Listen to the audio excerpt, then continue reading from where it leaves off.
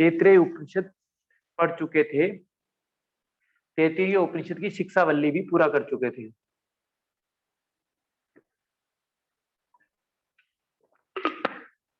ऋग्वेद के ऐत्रेय आरण्यक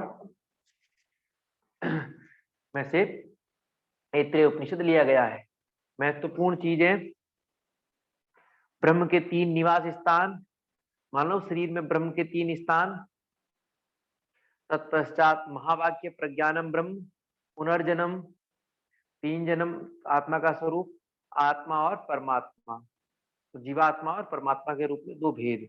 जीवात्मा जन्म जन्मांतरों की यात्रा पूरी करने वाली, परमात्मा परम पुरुष।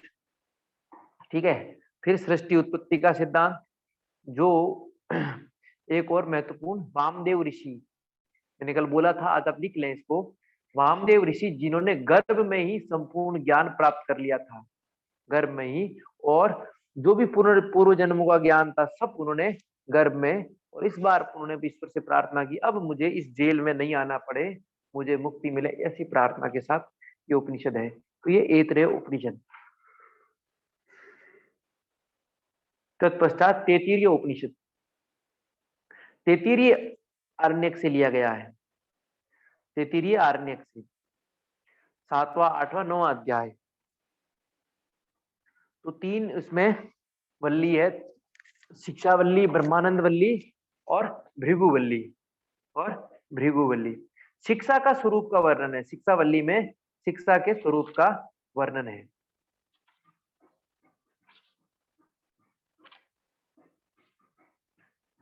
ये कृष्ण यजुर्वेद से लिया गया है, कृष्ण यजुर्वेद से 2 लिए, कठोपनिषद और तैत्तिरीय उपनिषद, और ऋग्वेद का तो एक ही है, ऐत्रेय उपनिषद। तो शिक्षाओं का वर्णन, विभिन्न प्रकार की शिक्षाएं हैं इसमें। सबसे पहले आचार्य हवन करते हुए, आहुति करते हुए परमात्मा से प्रार्थना करते हैं कि हमारे पास अच्छे ब्रह्मचारी आए, अध्ययन करने वाले हो, समदम से युक्त हो, इस प्रकार मेधा शुक्त है। तत्पश्चात सत्यम वद धर्मम चर स्वाध्याय मा प्रबधः, एक ये मातृदेवो भव, पितृदेवो भव, आचार्य देवो भव और अतिथि देवो भव, ये वाला। तत्पश्चात दान के बारे में, श्रद्धा से देना, अश्रद्धा से नहीं देना।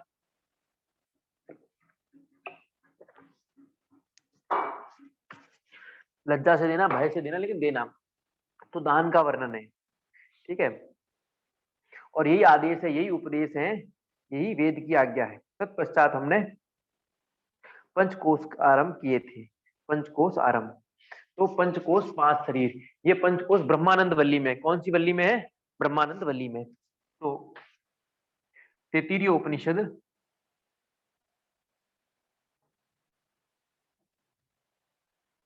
शिक्षावल्ली, शिक्षावल्ली में शिक्षाओं का वर्णन। ठीक है। वर्ण, स्वर, मात्रा, बल, साम और स्वर सहित उच्चारण में।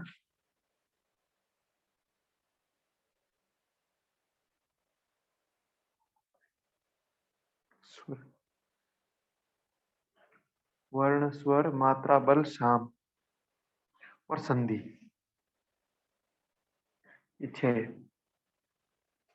और 5 संहिताएं अलग अलग प्रकार की। इस प्रकार की शिक्षावल्ली।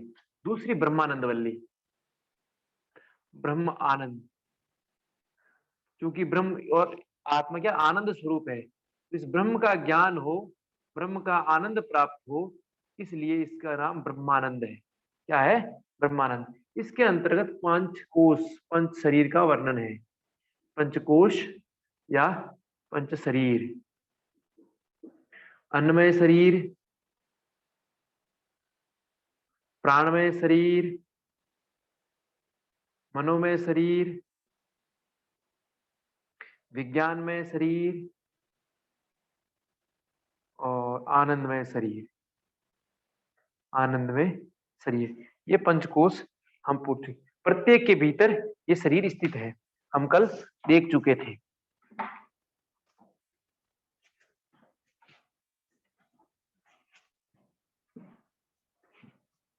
तो सबसे पहले अन्नमय शरीर। ये क्या है?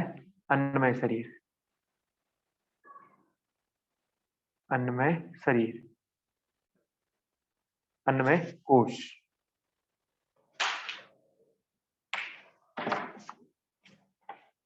तत्पश्चात प्राणमय, इस अन्नमय के भीतर ही प्राणमय।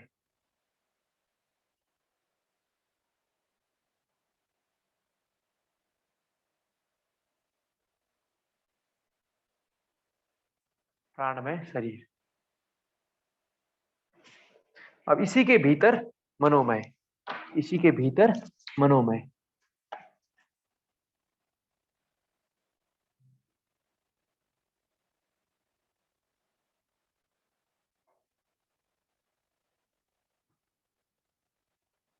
मनोमय शरीर।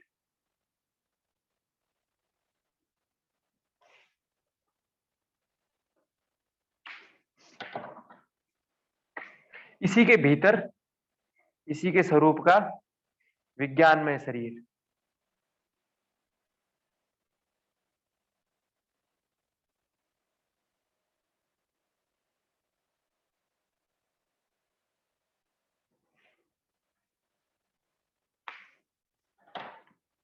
और इसी के भीतर आनंदमय शरीर।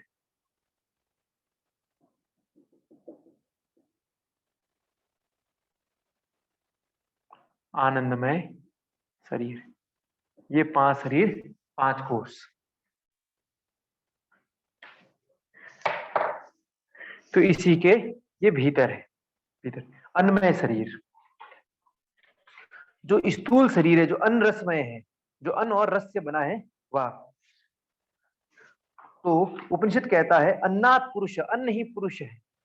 सावा एषा पुरुषो अन्न रसमय, वह पुरुष अन्न और रसमय है।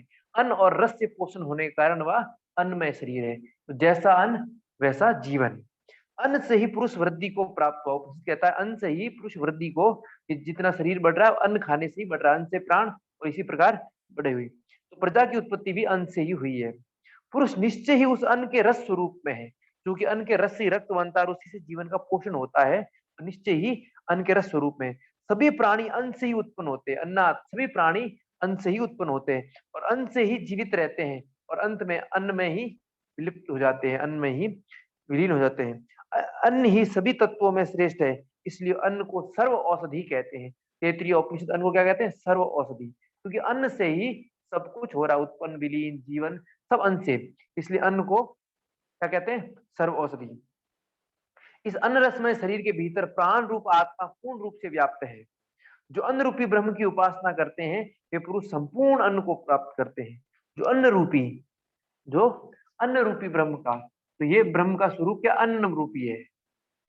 अन्न ही ब्रह्म है, अन्न ही ब्रह्म है।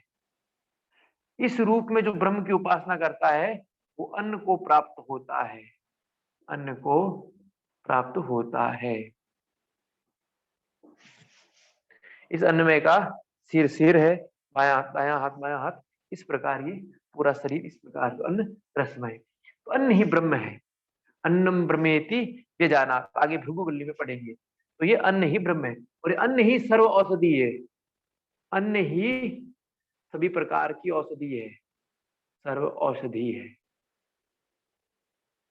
औषधि। तो ये जीवन अन्न रसमय है। हम जैसा अन्न खाएंगे वैसा ही हमारा शरीर बनेगा, वैसा ही शरीर बनेगा। तो अन्न पवित्र होना चाहिए। क्या होना चाहिए? पवित्र होना चाहिए। आगे छांदोग्य उपनिषद में पढ़ेंगे अन्न होगा वैसा ही मन, जैसा अन्न खाएंगे मन भी वैसा होगा। मनो में शरीर भी इस अन्न में पर निर्भर करता है। बाकी शरीर का पोषण तो करता ही है।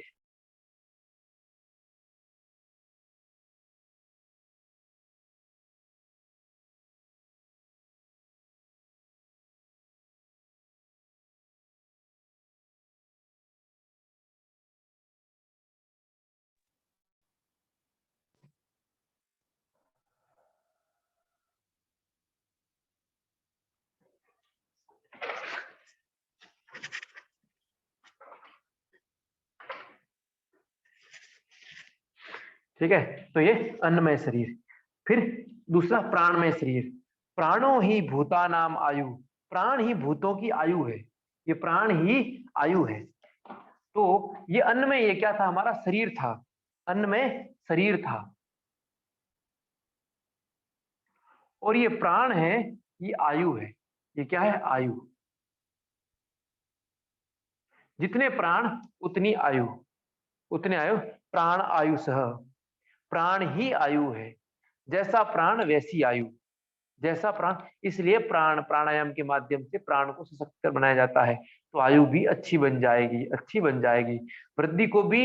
और चूंकि आयु दो प्रकार की है, ठीक है, हितायु अहितायु, सुखायु दुखायु, तो दोनों प्रकार से ये प्राण के माध्यम से ठीक की जा सकती है। तो ये 5 शरीर चिकित्सा के लिए बहुत ही, आध्यात्मिक चिकित्सा के लिए सबसे उत्तम उपाय है।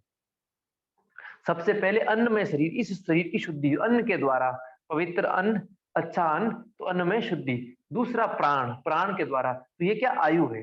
प्राण ही समस्त भूतों की आयु है, संपूर्ण जीवों की आयु प्राण है, अतः ये सभी प्राणियों का जीवन है।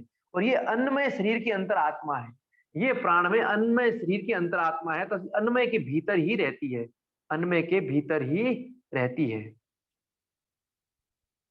इसलिए अंतरात्मा किसकी, अन्नमय शरीर की।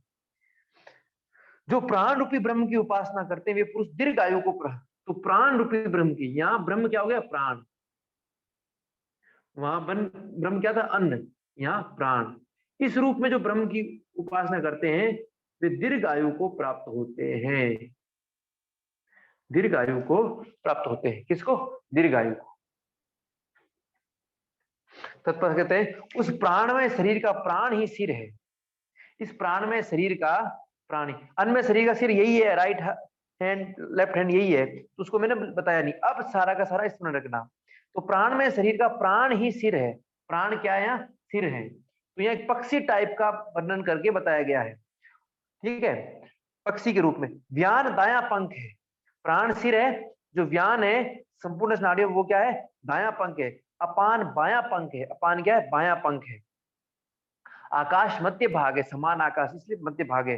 पृथ्वी उसका पुच्छ एवं आधार है, पृथ्वी उसका पुच्छ एवं आधार है। पृथ्वी पर ही प्राण है, पृथ्वी पर ही प्राण है, इसलिए उसका पुच्छ एवं आधार है, ठीक है, पृथ्वी पुच्छ एवं आधार है। अब अगला मनोमय शरीर, तीसरा मनोमय। प्राणमय शरीर के भीतर, प्राणमय शरीर के भीतर जो है, इस प्राणमय शरीर के अंतरात्मा, ये क्या है, मनोमय शरीर, ये क्या है, मनोमय शरीर। प्राणमय शरीर के भीतर उससे भिन्न, इनके भीतर प्रत्येक से भिन्न है, 5 परतें। जिस प्रकार प्याज की परत है ना, ठीक इसी प्रकार है, लेकिन प्याज की परतें स्थूल परत है, यहाँ ये परत सूक्ष्म होनी शुरू हो जाती है। तो प्राणमय शरीर के भीतर उससे भिन्न एक मनोमय आत्मा पूर्ण रूप से व्याप्त है। प्राणमय पुरुष की आकृति में व्याप्त होने से मनोमय शरीर भी पुरुष के आकार का ही है, जैसा पुरुष वैसा ही, तो क्योंकि इसी के अंदर है इसलिए इसके जैसा ही है, इसके जैसा ही है। इसमें अनुभविक ज्ञान का बोध होता है, तो ये मनोमय शरीर में क्या, किसका बोध होता है, ज्ञान का। तो यहाँ अन्न था, यहाँ प्राण था, और यहाँ क्या है, ज्ञान, यहाँ क्या है, ज्ञान। उस मनोमय शरीर का सिर यजुर्वेद है, इसका सिर यजुर्वेद है, इसका सिर प्राण था, प्राणमय का, इसका सिर यह मस्तिष्क ही था। ऋग्वेद दाया पक्ष है, ऋग्वेद इसका जो है वो दाया पक्ष है, दाया पंख ऋग्वेद है। बाया पंख सामवेद है, क्या है, सामवेद है। और शरीर का मध्य भाग आत्मा है, जिसका मध्य भाग है वो आत्मा है, क्योंकि आत्मा को बाण माना गया है, ठीक है, मुंडको उपनिषद में। और तत्पश्चात अथर्ववेद उसका पुच्छ भाग है, अथर्ववेद उसका पुच्छ भाग है, पुच्छ मीन्स पूंछ, पिछला भाग। इस प्रकार मनोमय क्या है, ज्ञान है, अन्न प्राण और ज्ञान, अन्न प्राण और ज्ञान। चौथा विज्ञानमय, मनोमय शरीर से भिन्न, मनोमय शरीर से भिन्न आत्मा विज्ञानमय है, भिन्न शरीर भिन्न चेतना की परत क्या है, विज्ञानमय। तो इस मनोमय के भीतर ये विज्ञानमय रहता है, अर्थात प्रत्येक एक दूसरे से जुड़े हैं लेकिन भिन्न भिन्न हैं, एक नहीं है। एक नहीं है, इससे भिन्न ये इसके भीतर रहने वाला विज्ञानमय शरीर है, विज्ञानमय आत्मा है, जो मनोमय शरीर में पूर्ण रूप से व्याप्त है। जो मनोमय शरीर के अंतर्गत पुरुष की आकृति में, जैसी पुरुष की आत्मा की आकृति उसी प्रकार ये रहता है। उस विज्ञानमय शरीर का सिर श्रद्धा है। यहाँ सिर यजुर्वेद था, यहाँ इसका सिर क्या है? श्रद्धा। ठीक है। इसका दायां पक्ष रित है। दायां पंख क्या है? रित। ऋतम तत्र प्रज्ञा, रित परम सत्य, पूर्ण सत्य रित। बायां पक्ष सत्य है। दायां पक्ष रित है और बायां पक्ष क्या है? सत्य है। सत्य और रित में इतना ही अंतर होता है, सत्य युगों के साथ, समय के साथ परिवर्तनशील होता है और रित हमेशा वैसा ही रहता है, कभी नहीं बदलता है। जो कभी नहीं बदलता सत्य वो रित कहलाता है। जो समय के अनुरूप, मैं बोलूंगा अभी 9 बजे, थोड़ी देर बाद 9 बजे ही नहीं है, मैं कहूंगा 9:30 बजे, समय परिवर्तन। तो युग के साथ जो सत्य परिवर्तन होता है वो सत्य कहलाता है। और जो सदा एक सा रहता है, जिसको हम बोलते हैं भूत भविष्य वर्तमान कुछ भी हो, एक वह अवस्था रित कहलाती है, वह अवस्था रित कहलाती है। योग उसका मध्य भाग है, योग इसका मध्य भाग है। तो ये दूसरा उपनिषद है जिसमें योग का वर्णन है। कठोपनिषद के बाद तैत्तिरीय उपनिषद में योग शब्द का प्रयोग आया, तो योग इसका मध्य भाग है, योग उसका मध्य भाग है। और यहाँ आदिगुरु शंकर ने भी भाष्य में योग समाधान, योग को क्या कहा? समाधान, शांति। क्या कहा? समाधान, शांति। और उसका मध्य भाग, और मह उसका पुच्छ आधार है, महातत्व, महा उसका पूछ है, महातत्व क्या है? उसका पूछ, पुच्छ। इस प्रकार तो विज्ञान में शरीर क्या है? ये ज्ञान है, ये श्रद्धा है। क्या है? श्रद्धा है। श्रद्धा भावना है, विचार नहीं। ज्ञान विचार है। तो शरीर, शरीर से प्राण और सूक्ष्म, उससे विचार और सूक्ष्म, इससे भी और सूक्ष्म क्या आ गया? भावना। और इस भाव जगत से भी और सूक्ष्म आनंद और गहरा भाव, और गहरा भाव। इसमें श्रद्धा वाला, इसमें समर्पण वाला, और उसमें आनंद वाला, उसमें आनंद वाला। अब विज्ञान में शरीर तो क्या है? श्रद्धा है। विज्ञान ही यज्ञ और कर्मों की वृद्धि करता है। ये विज्ञान में शरीर ही यज्ञ और कर्मों की, जो विज्ञान को ब्रह्म स्वरूप में जानते हैं, उसी प्रकार के चिंतन में रहते हैं, वे इसी शरीर में से पापों से मुक्त होकर संपूर्ण कामनाओं की सिद्धि करते हैं। विज्ञानमय शरीर के अंतर्गत ये आत्मा ही ब्रह्म रूप है। तो विज्ञानमय शरीर ही यज्ञ और कर्मों की वृद्धि करता है। तो ये श्रद्धा है, ये मूलतः जीवन को विकसित करता है। जो इस विज्ञान में रूप, विज्ञान के रूप में ब्रह्म को जानते हैं, वे उसी प्रकार के चिंतन में रत रहते हैं और संपूर्ण पापों से मुक्त होकर संपूर्ण कामनाओं की सिद्धि प्राप्त। तो यहाँ पापों से मुक्ति का कहा गया है और कामनाओं की सिद्धि का भी कहा है, कामनाओं की सिद्धि। तो ये पंचकोश जागरण, जिस तरह षट चाक्र जागरण है, इसी प्रकार पंचकोश जागरण है। इन माध्यमों से इसको अन्न से शुद्ध करने पर, अन्न के रूप में ब्रह्म की उपासना करके, ब्रह्म ही अन्न है, ठीक है, अन्न ही ब्रह्म है, दोनों रूप में करके उस अन्न को ग्रहण करने पर वो अन्न शरीर को अच्छा करता है। तो ये शरीर से, जो स्थूल शरीर से संबंधित समस्याएं हैं, वो इससे दूर की जा सकती है। फिर प्राण, फिर बल शक्ति, इम्यून सिस्टम जिसको कहते हैं, प्राण शक्ति कहते हैं, वो इन प्राणों के प्राण में शरीर को शुद्ध करके, और इसका प्राणायाम, इसके लिए आहार विहार, ठीक है, इसमें उपवास भी आ जाता है और आसन भी आ जाते हैं, उपवास आसन, ठीक है।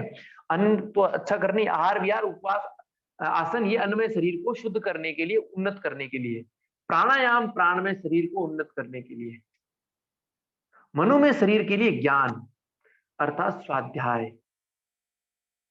मंत्र जप और मोक्ष शास्त्रों का अध्ययन,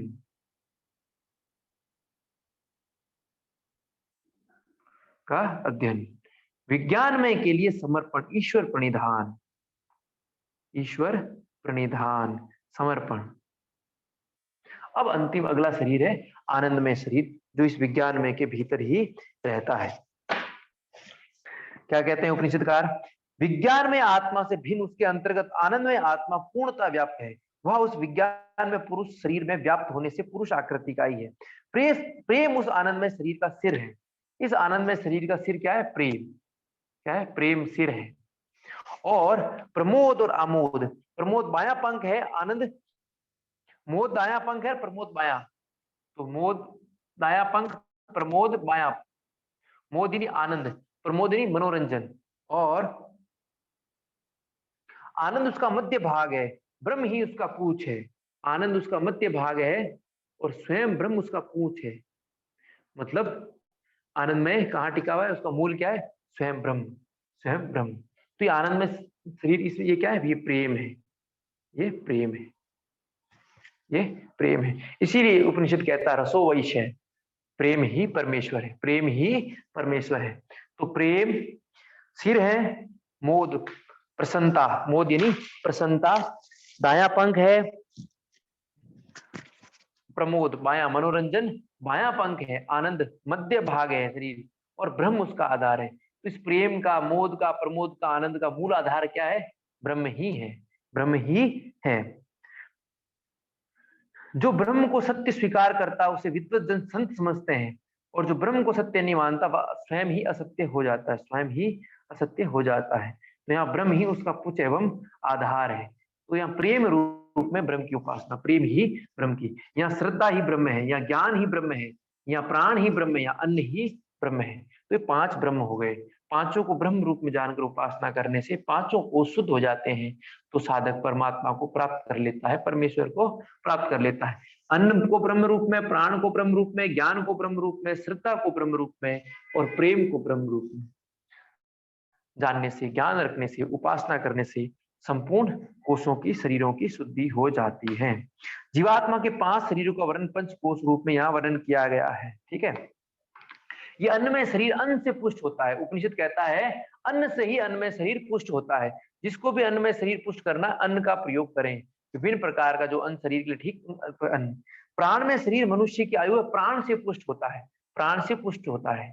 तो वातावरण का प्राण, प्राणायाम के द्वारा प्राण, प्राण शक्ति को मजबूत, तो प्राणों के द्वारा प्राण में शरीर पुष्ट होता है। मनो में शरीर मनुष्य का ज्ञान है, अन्न में मनुष्य का शरीर है, प्राण में मनुष्य की आयु है, और मनो में मनुष्य का ज्ञान है। ये वेद अध्ययन से, स्वाध्याय से, क्योंकि स्वाध्याय था वेद मंत्रों का जप, वेदों का पठन पाठन, वेदाध्ययन से मनो में शरीर पुष्ट होता है। तो अपने मनो में शरीर को पुष्ट करना है, अपने मानसिक विचारों को पुष्ट करना है, उन्नत करना है, तो वेदाध्ययन करना चाहिए।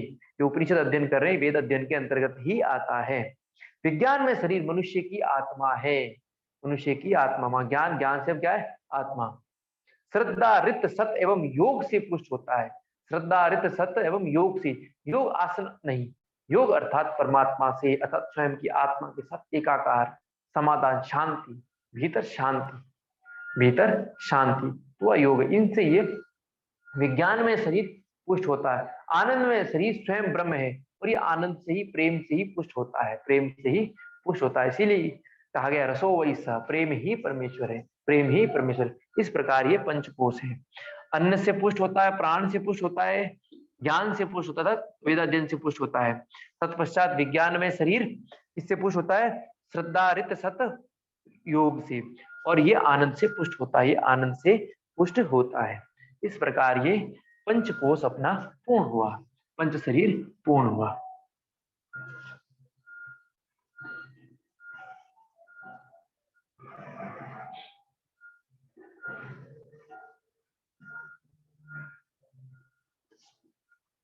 अब आगे युवा कैसे हो, युवाओं को आदेश, हालांकि अपने पाठ्यक्रम में नहीं है लेकिन विशेष था इसलिए वह युवा स्यात् साधु युवा ध्यायका आशिष्टो दृष्टो प्लिष्टो।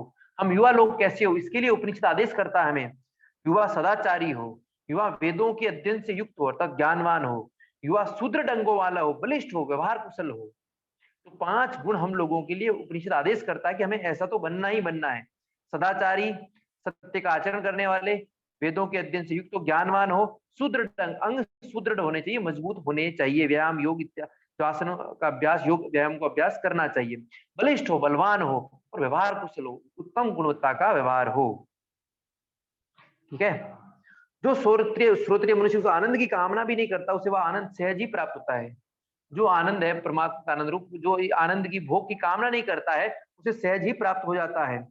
ठीक है, जो ब्रह्म इस मनुष्य में है वही सूर्य में भी है, जो ब्रह्म हमारे भीतर है वो सूर्य में भी है, ऐसा कह रहा है उपनिषद।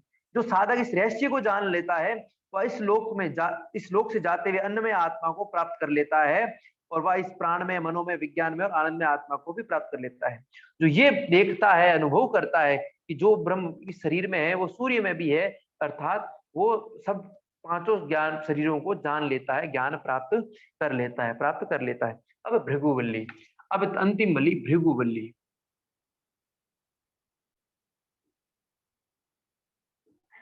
भृगुवल्ली, वरुण ऋषि और उनके पुत्र भृगु, मैंने कल गलत बताया था कि भृगु ऋषि के पुत्र, वरुण ऋषि और उनके पुत्र भृगु के मध्य मध्य ब्रह्म ज्ञान का संवाद है, ब्रह्म ज्ञान का संवाद है, इसलिए इसका नाम भृगु। तो वरुण ऋषि अपने पुत्र भृगु को ब्रह्म ज्ञान का उपदेश करते हैं। वह संवाद भृगुवल्ली में है, वह संवाद भृगुवल्ली में है। तो शिक्षावल्ली, ब्रह्मानंद वल्ली और भृगुवल्ली। तो भृगुवल्ली में भृगु अपने पिता वरुण ऋषि से, जो ब्रह्म ज्ञानी होते हैं, उनसे बोलते हैं मुझे ब्रह्म का उपदेश कीजिए, ब्रह्म का उपदेश। तो वरुण ऋषि उपदेश करते हैं, बोलते हैं अन्नम ब्रह्मेति व्यजानात, अन्न को ही ब्रह्म जानो, इसी की उपासना करो। तो भृगु ऋषि अन्न की उपासना करते हैं और उस अन्न से वो ब्रह्म को प्राप्त करते हैं। तत्पश्चात फिर अपने पिताजी के पास जाते हैं, आगे और उपदेश करिए। तो फिर पिता बोलते हैं तपो ब्रह्मेति, तप ही ब्रह्म है, तप ही ब्रह्म है। यहाँ 5 कोश के अलावा ये तप शब्द नया आया है, बाकी 5 जो शरीर थे उन्हीं का वर्ण है। फिर आगे बोलते हैं और उपदेश करिए। जब इसको तप को ब्रह्म जान लेते हैं, अनुभव बोध कर लेते हैं, फिर अपने पिता के पास जाते हैं। फिर पिता उपदेश करते हैं प्राणो ब्रह्मेति व्यजानात, प्राण ही ब्रह्म है इसे जानो, प्राण ही ब्रह्म है इसे प्राण का बोध कर लेता है। फिर पिताजी के पास जाते हैं, फिर पिता बोलते हैं विज्ञानम ब्रह्मेति व्यजानात, विज्ञान ही ब्रह्म है, विज्ञान ही ब्रह्म है। जब ये बोध कर लेता फिर पिता के जाते थे, तो फिर पिताजी बोलते हैं वरुण ऋषि बोलते हैं आनंदो ब्रह्मेति व्यजानात, आनंद ही ब्रह्म है, इसे जानो, इसे जानो। और इस प्रकार वो भृगु ऋषि बोध करते हैं। तो अन्न ब्रह्म, अन्न ही ब्रह्म है, पहला उपदेश था। दूसरा उपदेश तप ही ब्रह्म है। तीसरा उपदेश प्राण ही ब्रह्म है। चौथा उपदेश मन ही ब्रह्म है। पांचवा उपदेश विज्ञान ही ब्रह्म है। और छठा उपदेश आनंद ही ब्रह्म है, आनंद ही ब्रह्म है। ये उपदेश करते हैं, ये छहों को भृगु ऋषि बोध करते हैं। इस प्रकार ये आत्मज्ञान वो प्राप्त करते हैं। अब फिर आगे अन्न की महत्ता का वर्णन किया है। तो उपनिषद कहता है अन्नम न निंद्या तद्व्रतम, अन्न की निंदा नहीं करनी चाहिए, ये एक व्रत है, ये एक व्रत है। अर्थात अन्न ब्रह्म है, इसलिए अन्न की कभी भी निंदा नहीं करें, अन्न की कदापि निंदा नहीं करें, क्योंकि अन्न ब्रह्म है, अन्न क्या है, ब्रह्म है, इसलिए। और ऐसा निंदा नहीं करना भी एक व्रत है। क्या है, व्रत है, संकल्प है, ओथ है कि मैं अन्न की निंदा नहीं करूंगा, चाहे कैसा ही हो, उसको थाली से नहीं फेंकूंगा, झूठा नहीं छोड़ूंगा। तो ये एक व्रत है, ये क्या है, व्रत है, एक नियम है, अन्न की निंदा नहीं करना, अन्न की निंदा नहीं करना। तो अन्न की निंदा ना करे, ये व्रत है। जो इस रहस्य को जानता है वह उसी अन्न में प्रतिष्ठित हो जाता है, उसी अन्न में प्रतिष्ठित हो जाता है। वह साधक अन्न पाचन शक्ति प्रजा पशु ब्रह्म महान कीर्ति संपन्न होकर महान हो जाता है। ठीक है, जो अन्न का इस प्रकार सम्मान करता, व्रत उदाहरण करता है, अन्न के पाचन की शक्ति को, प्रजा शक्ति को, पशु शक्ति को, ब्रह्म वर्चस्व और महान कीर्ति को प्राप्त करता है। क्योंकि सब का सब अन्न के माध्यम से ही प्राप्त होते हैं, अन्न के माध्यम से कीर्ति, लक्ष्मी, पशु, प्रजा, सब शक्ति, सब अन्न के आधारित है। इसलिए जो अन्न का सम्मान करता है, अन्न का कभी निंदा नहीं करता है, इस व्रत का पालन करता है, तो वो पाचन शक्ति को, प्रजा को, पशु को, ब्रह्म वर्चस्व और महान कीर्ति को प्राप्त करता है, महान कीर्ति को प्राप्त करता है। ऐसा इस भृगुवल्ली में वरुण ऋषि अपने पुत्र भृगु को समझा रहे हैं। फिर अगला कह रहे हैं अन्नम ना परिचक्षि तद्व्रतम, अन्न की अवहेलना ना करें, अन्न की निंदा नहीं करें पहला। दूसरा, अन्न की अवहेलना ना करें,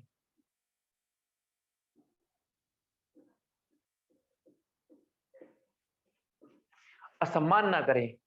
अवहेलना ना करें। और नीचे गिरा पड़ा है, हम उसको उठाते नहीं, उसका सम्मान नहीं करते हैं, पैर डाल रहे तो अवहेलना हो रही। क्या हो रही? अवहेलना। इसलिए अन्न की अवहेलना ना करें, ये भी एक व्रत है, तदव्रतम, ये भी एक व्रत है।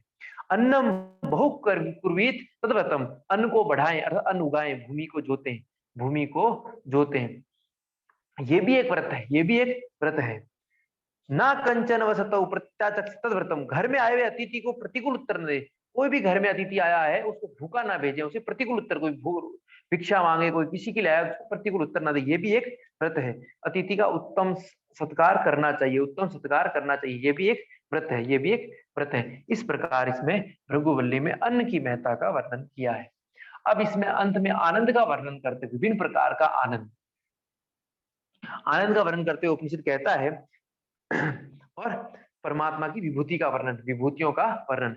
परमात्मा वाणी में रक्षा शक्ति के रूप में है। वाणी में किसके रूप में? रक्षा शक्ति के रूप में। परमात्मा प्राण और अपान में प्राप्ति और रक्षा शक्ति दोनों के रूप में है। परमात्मा वाणी में रक्षा शक्ति और प्राण और अपान में प्राप्ति और रक्षा दोनों शक्ति के रूप में है। परमात्मा हाथों में कर्म शक्ति के रूप में है। परमात्मा पैरों में चलन शक्ति के रूप में है। परमात्मा वृष्टि में तृप्ति शक्ति के रूप में है। परमात्मा विद्युत में बल के रूप में है। परमात्मा पशुओं में यश के रूप में है। परमात्मा नक्षत्रों में ज्योति रूप में है। परमात्मा उपस्थ में प्रजा की शक्ति, वीर्य रूपी अमृत और आनंद देने वाली शक्ति के रूप में है। परमात्मा आकाश में सबका आधार बनकर स्थित है। इस प्रकार परमात्मा की विभूति का और इसके बाद विभिन्न प्रकार के आनंद का, जो अपने पाठ्यक्रम में नहीं है इसलिए पढ़ने की जरूरत नहीं है। बाकी सामान्य आनंद से मनुष्य का आनंद, मनुष्य का देवताओं के आनंद से भी ये आनंद बढ़कर है, ब्रह्म का आनंद, इस प्रकार ये वर्णन मिलता है। इस प्रकार अपना 33 उपनिषद पूर्ण हुआ। 33 उपनिषद पूर्ण हुआ। कुछ पूछना है तो पूछ लीजिए।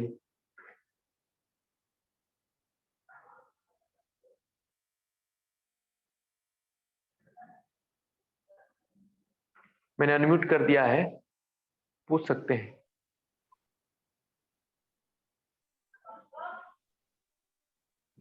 सर विभूति मीन्स क्या होता है?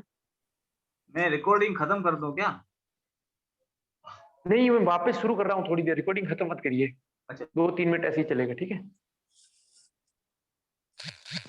विभूति, भूति शब्द से बोली ऐश्वर्य, परमात्मा का ऐश्वर्य, उनकी सिद्धियां, उसको विभूति कहते हैं। सिद्धि और ऐश्वर्य को विभूति कहते हैं। Okay sir. और किसी को पूछना शीघ्रता से पूछ ले। हाँ, 2 प्रकार की होती है, तो नाम बताएंगे एक बार वापस से? आयुर्वेद में पढ़ाऊंगा, ठीक है। ठीक है सर। आयुर्वेद में ठीक है पढ़ाऊंगा, सर। हितायु, अहितायु, सुखायु, दुखायु। ठीक है सर, ठीक।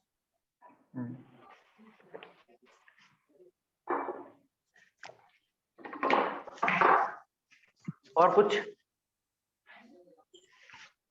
शीघ्रता से बोले। हो गया?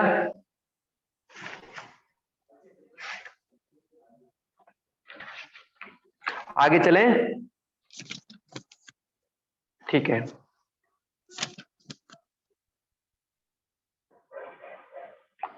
हाँ, बोलना है तो बोल दीजिए, अनम्यूट कर रहा हूं फिर से, बोल दीजिए।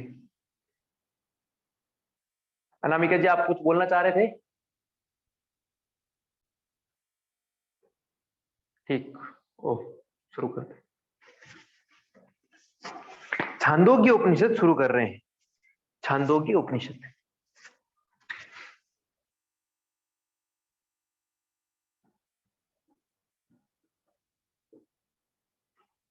छांदोग्य उपनिषद छंद शब्द से बना है। छंद यानी आच्छादित करना, आच्छादित करना। साम वेद की तलवकार शाखा से लिया गया है।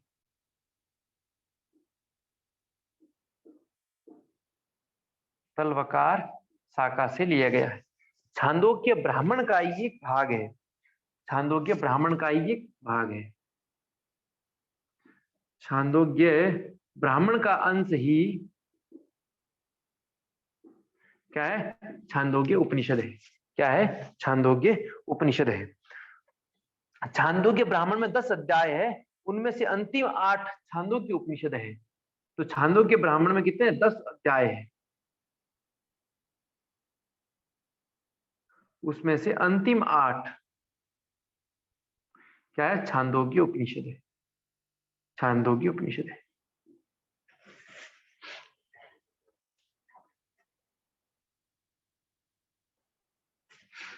ठीक है, ये इसका परिचय है।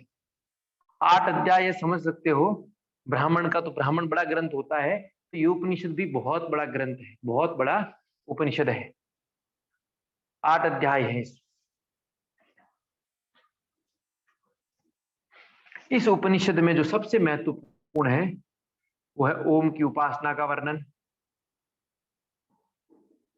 ओम की उपासना का वर्णन, विभिन्न रूपों में ओम की उपासना, उद्गीत के रूप में, सूर्य के रूप में, प्राण के रूप में, इत्यादि रूपों में ओम की उपासना का वर्णन है, ओम की उपासना का वर्णन है। फिर इसमें सांडिल्य विद्या का वर्णन है, फिर इसमें सांडिल्य विद्या का वर्णन है। तत्पश्चात उसमें इसमें महत्वपूर्ण आख्यान है, 2 महत्वपूर्ण आख्यान है। एक गाडीवान ऋषि का, गाडीवान ऋषि का राजा जानश्रुति के साथ, राजा जानश्रुति के साथ। दूसरा जो उपाख्यान है वो बड़ा सुंदर और भारतीय संस्कृति का एक बड़ा चमकता ध्रुव की तरह है, सत्यकाम जाबाल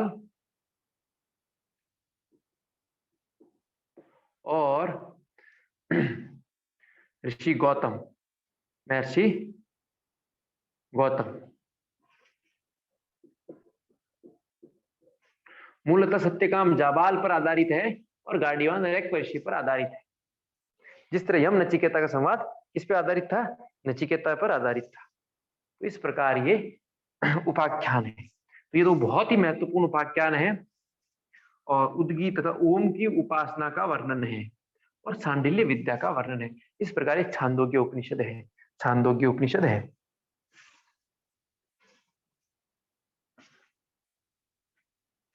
छांदोग्य उपनिषद आरंभ होता है उद्गीत से ही। ओम इति एतत् अक्षरम उद्गीतम उपासित। ओम से ही मांडुक्य उपनिषद आरंभ होता है, ओम से ये उपनिषद आरंभ हो रहा है। ओम इति एतत् अक्षरम, ओम इति एतत्, ओम अक्षर है, क्या अक्षर है। उद्गीतम उपासित, उद्गीत के रूप में उपासित होता है। ओम इति ह्युत उद्गायते तस्य उप्याख्यानम, तस्य उप्याख्यानम। ये ओम इस अक्षर का यज्ञ में उद्गाता द्वारा सर्वप्रथम उच्चारण किया जाता है। ओम का यज्ञ में उद्गाता के द्वारा जो गान करता है, मंत्रों का उच्चारण करता है, उद्गाता के द्वारा सर्वप्रथम उच्चारण किया जाता है। अर्थात कोई भी शब्द, कुछ भी कार्य करने सबसे पहले ओम का ही उच्चारण किया जाता है। ओम का उच्चारण करके उद्गाता सामगान आरंभ करता है। उसी उद्गीत की साधना का वर्णन यहाँ वर्णन है। तो साम का उद्गाता है, जो साम का गायन करता है, वह भी सबसे पहले ओम का उच्चारण करता है। इस प्रकार यहाँ ओम की उद्गीत साधना के रूप में व्याख्या की गई है। उद्गीत, तो ओम को क्या कहा गया, उद्गीत।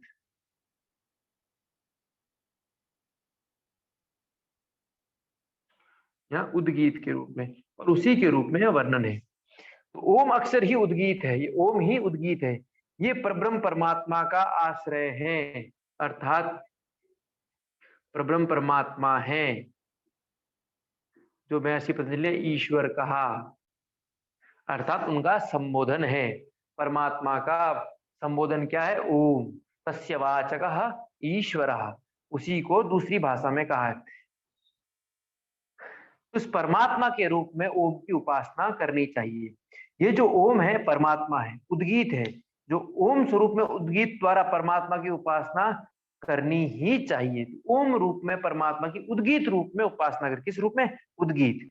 उद्गीत का आगे अर्थ आएगा, उसको भविष्य में पढ़ेंगे। संपूर्ण प्राणियों पदार्थों का सार क्या है, पृथ्वी है। पृथ्वी का रस जल है, जल का रस औषधि है, औषधियों का रस पुरुष है, पुरुष का रस वाक वाणी है, वाणी का रस साम है, और साम का रस उद्गीत है, साम का रस उद्गीत है। साम अर्थात वेद मंत्र जिनका गायन किया जाता है, वेद मंत्र जिनका गायन किया जाता है वे साम कहलाते हैं। और इन साम का रस क्या है? रस यानी सार, ओम। संपूर्ण साम ओम पर टिका है, संपूर्ण साम ओम पर टिका है। और प्राणियों का सार क्या है? पृथ्वी। पृथ्वी है तो प्राणी है, पृथ्वी है तो प्राणी है। देखो हमारे ऋषियों ने कितना अभी तक ढूंढने, कहीं जीवन नहीं मिला है पृथ्वी के अतिरिक्त, तो ऋषि कह रहे हैं कि संपूर्ण प्राणियों का, पदार्थों का सार क्या है? पृथ्वी ही है। पृथ्वी का सार जल है, जल है तो जीवन है। जल का सार औषधियां है, जल है तो औषधियां उत्पन्न हुई, औषधियां हैं तो पुरुष है, अर्थात पुरुष का पोषण हो रहा है। और पुरुष है तो पुरुष का रस क्या? वाणी। पुरुष का प्रकटीकरण किसके माध्यम से होता है?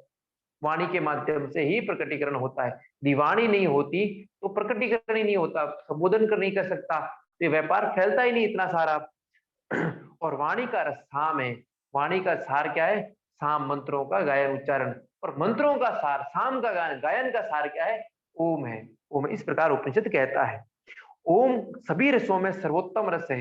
ये ओंकार का रस है, ये सभी रसों में सर्वोत्तम, सबसे अच्छा रस है। ओंकार परमात्मा का प्रतीक होने के कारण उपास्य है, अर्थात ओम की उपासना करनी चाहिए। वाक ही ऋक है, वाणी ही ऋग्वेद है, प्राण ही सामवेद है, और ओंकार ही उद्गीत है, और ओंकार ही उद्गीत है, ऐसा उपनिषद कहता है। वाणी और प्राण, ऋचा और साम के जोड़े के संयोग से ओंकार का संसर्जन होता है। वाणी और प्राण, तो ओंकार का संसर्जन या ओम का उत्पन्न किसके माध्यम से होता है, उसका वर्णन कर रहे हैं। क्या कर रहे हैं?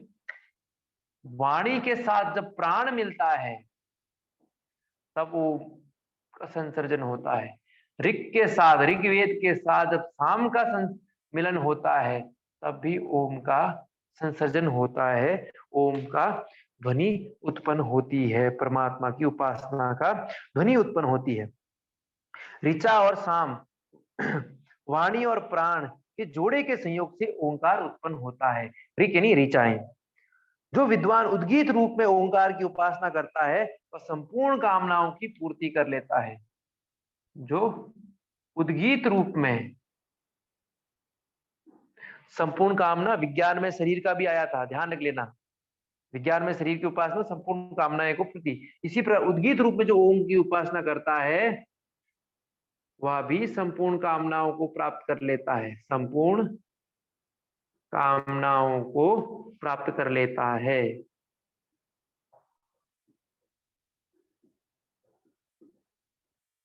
तो उद्गीत रूप में जो प्राण की उपासना करता है, उद्गीत रूप में जो प्राण की, वह भी संपूर्ण कामनाओं को, उद्गीत ही साम है। साम का भाव साधु, श्रेष्ठ, सदाशयता। साम अर्थात श्रेष्ठ, उद्गीत ही साम है, और साम अर्थात श्रेष्ठ, सदाशय, सत्य जिसका आशय है, तात्पर्य है, वह सदाशय, वह सदाशय। ये ओंकार अनुमति सूचक है। ओम उद्गीत तो बोला ही बोला, साथ में क्या बोल रहे हैं? ये ओम, ये ओंकार क्या है? अनुमति सूचक।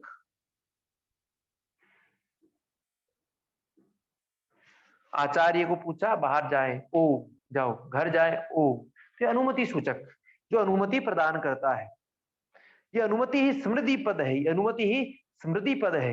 ये जानने वाला जो विद्वान ओंकार की उपासना करता है वह भी संपूर्ण कामनाओं की पूर्ति करा देता है। तो जो अनुमति है यह बड़ा व्यापक है, अनुमान से जो अनुमति है वह यहाँ ये भी जोड़ा गया है। तो जो अनुमति है समृद्धि पद, इस समृद्धि पद को जो जान लेता है ओम को, और जो इस अनुमति सूचक के रूप में ओम की उपासना करता है वह भी संपूर्ण कामनाओं को प्राप्त कर लेता है। तो उद्गीत रूप में करने पर भी संपूर्ण कामनाओं को प्राप्त कर रहा है, अनुमति सूचक के रूप में समृद्धि पद, वेल्थ, ठीक है, इसके रूप में उपासना करने पर भी संपूर्ण कामनाओं को प्राप्त, क्योंकि वेल्थ कामना ही होती है। फिर ओंकार अक्षर रूपी ब्रह्म की महिमा और रस से सभी यज्ञ आदि कर्म उसी अक्षर की अर्चना के लिए, अर्थात ओंकार के माध्यम से जितने यज्ञ वगैरह किए जाते हैं उसी अक्षर अर्थात उस ब्रह्म की उपासना के लिए ही किया जाता है। जो कर्म विद्या, श्रद्धा और उपासना से युक्त किया जाता है वह अधिक शक्तिशाली होता है, यही अक्षर ब्रह्म की व्याख्या है। जो कर्म विद्या, श्रद्धा और उपासना से युक्त, जो कर्म विद्या, श्रद्धा और उपासना से युक्त हो, ज्ञान के द्वारा, समर्पण के द्वारा, और ईश्वर को भीतर उपासित उपासना करके उनको निकट रहकर जो किया जाता है वह अधिक शक्तिशाली होता है। तो कोई भी कर्म शक्तिशाली कब, एक तो ज्ञान पूर्वक अर्थात विचार पूर्वक किया गया हो, दूसरा ईश्वर को समर्पित होकर किया गया, उन्हें समर्पण करके और ईश्वर की उपासना करके आरंभ किया हो, वह अधिक शक्तिशाली होता है, वह अधिक शक्तिशाली होता है, अधिक शक्तिशाली होता है। तो कोई भी कर्म शक्तिशाली कब हो जाएगा, जब एक तो विचार पूर्वक, अज्ञानता पूर्वक नहीं, फिर समर्पण करके ईश्वर को, और तीसरा उपासना युक्त हो, वह शक्तिशाली अधिक होता है, वह शक्तिशाली अधिक होता है। ये उस अक्षर ब्रह्म की व्याख्या, ये अक्षर ब्रह्म की व्याख्या है।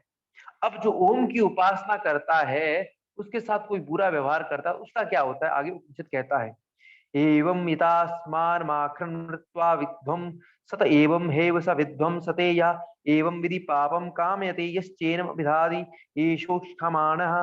अर्थात जिस प्रकार अभेद चट्टान से टकराकर मिट्टी का ढेला विदीर्ण हो जाता है, एक चट्टान है और मिट्टी का ढेला उठा के उस पर डालेंगे, क्या होगा, मिट्टी चूर चूर हो जाएगी, चट्टान को कुछ नहीं होने वाला है। इसी प्रकार वह व्यक्ति नष्ट हो जाता है जो उद्गीत ओम के इस रहस्य के जानने वाले के प्रति पाप युक्त आचरण करता है, दुर्व्यवहार करता है। जो ओम की उपासना करता है, जो ब्रह्म की उपासना करता है, उसके प्रति जो खराब व्यवहार करता है, पाप आचरण करता है, वो उसी प्रकार नष्ट हो जाता है जिस प्रकार चट्टान से टकराकर मिट्टी नष्ट होती है। क्योंकि वह मुख्य प्राण का उपासक अभेद चट्टान की तरह दृढ़ होता है, क्योंकि ओम ही मुख्य प्राण है, तो उसकी उपासना करता है तो अभेद चट्टान की तरह दृढ़ होता है। अंगिरा ऋषि ने मुख्य प्राण के रूप में ही ओम की उपासना की, अतः प्राण को आंगिरस कहा गया। क्या कहा, आंगिरस। अंगिरा ऋषि हम पहले पढ़ चुके, सोनक ऋषि और अंगिरा मुंडक उपनिषद में, क्योंकि ये संपूर्ण अंगों का रस है, आंगिरस संपूर्ण अंगों का रस है अथवा आधार है। कौन, ओम मुख्य प्राण, संपूर्ण अंगों का रस है, आधार है, इसलिए इसको प्राण को क्या कहा, आंगिरस कहा है। संपूर्ण अंगों का रस आंगिरस, अंगिरा ऋषि ने मुख्य प्राण के रूप में ओम की उपासना की थी, किसकी, मुख्य प्राण की, इसलिए प्राण को आंगिरस कहा गया है, प्राण को आंगिरस कहा गया है। ठीक है, आज इतना ही पढ़ेंगे, आप पढ़ के आएंगे, बाकी कल ये पूर्ण कर लेंगे। रिकॉर्डिंग बंद कर लीजिए।